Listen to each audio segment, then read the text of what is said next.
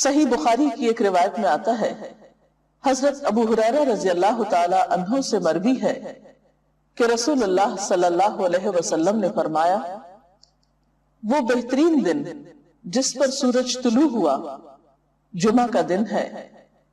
اسی دن حضرت آدم علیہ السلام تخلیق کیے گئے، اسی دن جنت میں داخل کیے گئے اور اسی دن وہاں سے نکالے گئے، اور قیامت واقع نہیں ہوگی مگر جمعہ کے دن۔ تو اس سے پتہ چلتا ہے کہ جمعہ کا دن اسلامی تاریخ میں اہمیت کا حامل ہے۔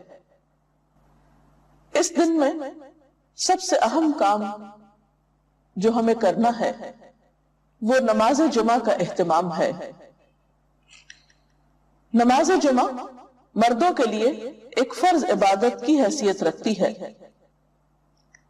حضرت جابر رضی اللہ تعالی عنہ سے روایت ہے کہ رسول اللہ صلی اللہ علیہ وسلم نے فرمایا، جو شخص اللہ اور یوم آخرت پر ایمان رکھتا ہو اس پر جمعے کے دن جمعہ پڑھنا فرض ہے، سوائے مریض کے، مسافر کے، عورت، بچے یا غلام کے۔ جو شخص کھیلنے یا تجارت میں بے پرواہ ہو اللہ بھی اس سے بے پرواہ ہو جاتا ہے، اور اللہ تعالیٰ بے نیاز تعریف والا ہے۔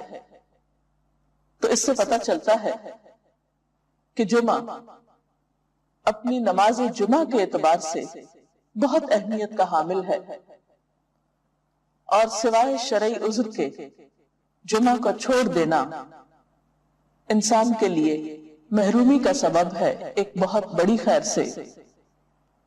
عام طور پر انسان تجارت اور کھیل کود میں مشغول ہو کر نماز جمعہ سے بے پرواہی برتتا ہے، لیکن ایسا کرنا خود انسان کے اپنے ہی لیے نقصان دہ ہے۔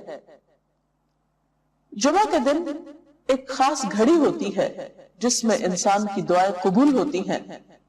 حضرت ابو ہریرہ رضی اللہ تعالی عنہ سے روایت ہے، رسول اللہ صلی اللہ علیہ وسلم نے جمعہ کے دن کا ذکر کیا تو ارشاد فرمایا، اس میں ایک ایسی گھڑی ہے کہ جس مسلمان بندے کو وہ میسر آ جائے اور وہ کھڑا ہوا نماز پڑھ رہا ہو تو وہ اللہ سے جس چیز کا سوال کرتا ہے اللہ تعالیٰ اسے ضرور عطا فرما دیتا ہے۔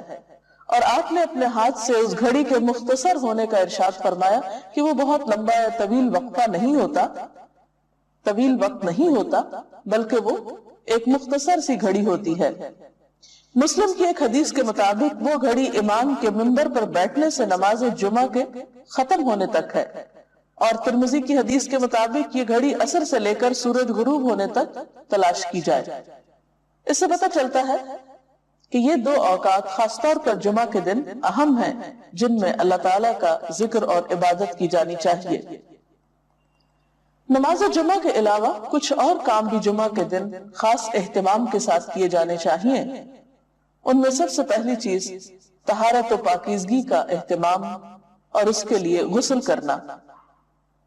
حضرت ابو سعید خدری سے روایت ہے کہ رسول اللہ صلی اللہ علیہ وسلم نے فرمایا، جمعہ کا غسل ہر بالغ شخص پر واجب ہے، یعنی اس سے اس کی اہمیت کا اندازہ ہوتا ہے۔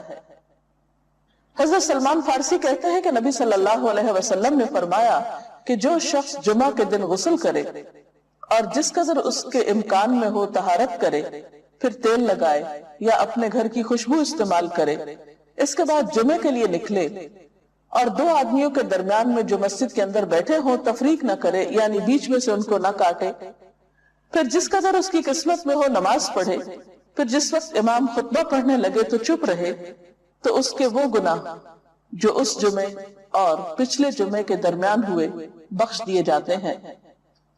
حضرت اوس بن اوس سے روایت ہے کہ رسول اللہ صلی اللہ علیہ وسلم نے فرمایا، تمہارے دنوں میں سب سے فضیلت والا دن جمعے کا دن ہے، پس تم اس دن مجھ پر کثرت سے درود بھیجا کرو، اس لیے کہ تمہارا درود مجھ پر پیش کیا جاتا ہے۔ اس کے علاوہ سورۃ الکہف پڑھنا۔ آپ صلی اللہ علیہ وسلم نے فرمایا، جو شخص سورۃ الکہف کی تلاوت جمعے کے دن کرے گا تو آئندہ جمعے تک اس کے لیے ایک خاص نور کی روشنی رہے گی۔ سورۃ الکہف 15ویں پارے میں ہے، اجر و ثواب کے اعتبار سے بہت بہترین سورت ہے۔ اس کی ابتدائی 10 آیات کے پڑھنے والے کے لیے فتنہ دجال سے محفوظ رہنے کی خوشخبری بھی ہے۔ ان آیات کو یاد بھی کر لینا چاہیے۔ نماز جمعہ ایک فرض نماز ہے۔ قرآن پاک میں اللہ تعالیٰ فرماتے ہیں یا ایھا الذین آمنوا اذا نودی للصلاۃ من یوم الجمعۃ فسعوا الی ذکر اللہ وذروا البیع ذالکم خیر لکم ان کنتم تعلمون۔ اے لوگوں جو ایمان لائے ہو، جمعہ کے دن نماز کی آذان دی جائے تو تم اللہ کے ذکر کی طرف دوڑو اور خرید و فروخت چھوڑ دو، یہ تمہارے حق میں بہت ہی بہتر ہے اگر تم جانتے ہو۔ یعنی باقی تمام کام کاج چھوڑ کر عبادت کی غرض سے نماز جمعہ کے لیے مسجد میں حاضر ہونا چاہیے۔